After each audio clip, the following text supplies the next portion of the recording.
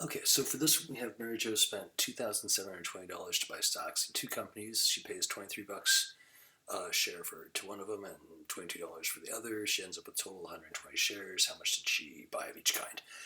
So we have two numbers that sound like totals. So we have total shares. So total shares equals 120, and we have total dollars that she spent, and that's going to be 2,720.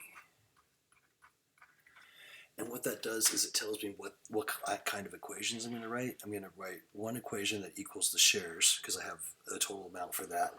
I'm going to write one equation that equals the money because I have a total amount for that.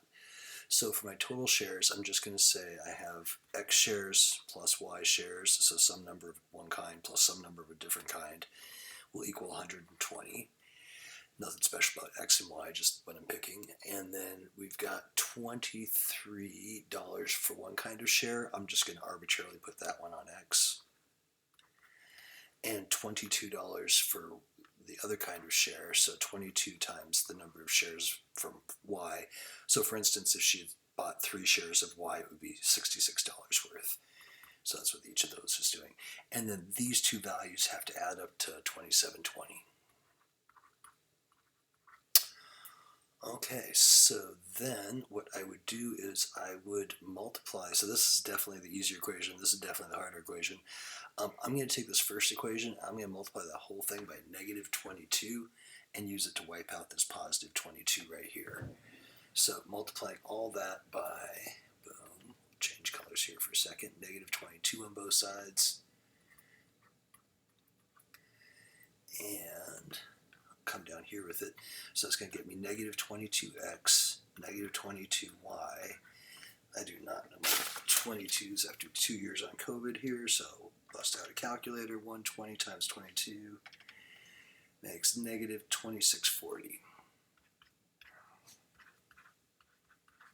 And then we'll write this part down underneath.